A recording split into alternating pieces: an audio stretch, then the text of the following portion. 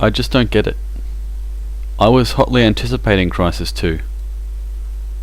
Contrary to what seems like standard opinion, I actually quite enjoyed the original Crysis.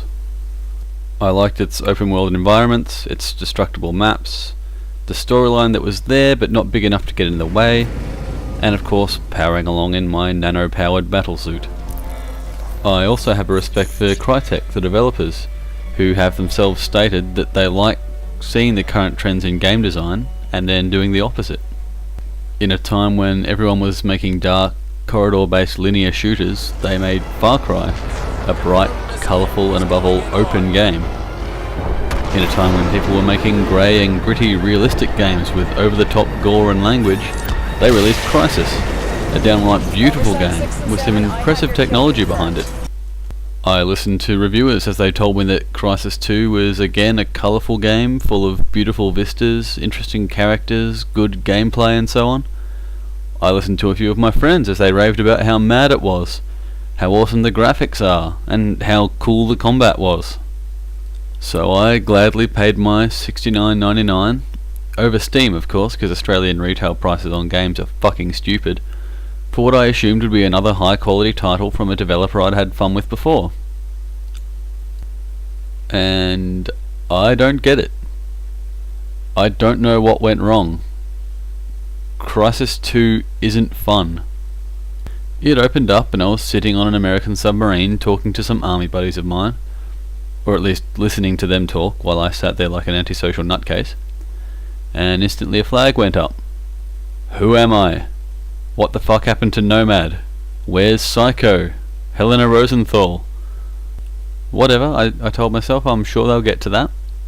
They're obviously just continuing the story from another person's perspective. So my sub gets attacked and I almost drown. No big deal. I wake up next to the body of some black guy and hang on. That's Prophet! So they are going to try and wrap things up from the massive cliffhanger they left us on at the end of the first game. Oh no, I was wrong. Instead I get some bullshit cryptic message from Prophet about him dying and needing to pass on something, so he put me in the nanosuit and then shot himself. I seriously won't even go much further into the story. Suffice it to say it's basically a whole bunch of people I don't care about yelling exposition at me, and I go around shooting American soldiers for a couple of hours. Hang on, aren't I supposed to be an American soldier?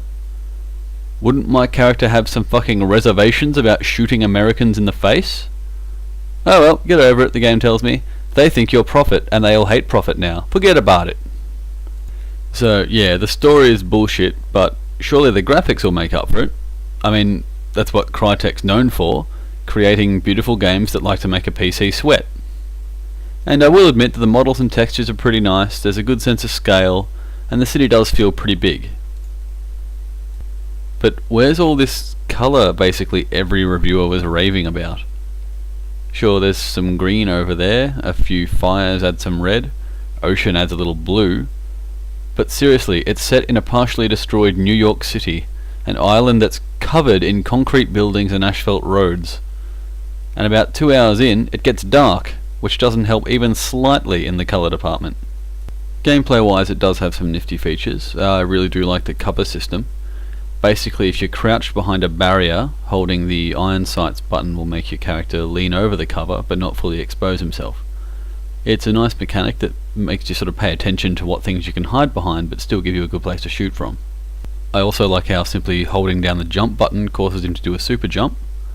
It's much more fluid than the manually switch to strength mode, jump, switch back to armor mode from the first one, even if Dark Forces 2 did sort of the same thing about 15 years ago. When you start fighting aliens instead of people soldiers, it gets even more simplistic. It's dark, so the only colours are black and grey. If you remember Mirror's Edge, it had an interesting mechanic where your goals were always bright red, where the world was a sort of a harsh blue-white colour.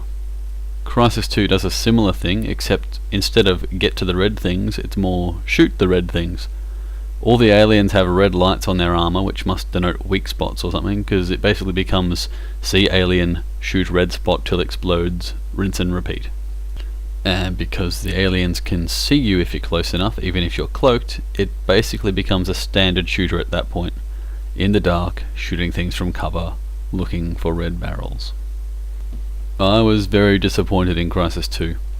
The story was awful and seemed not to tie in basically at all to the original.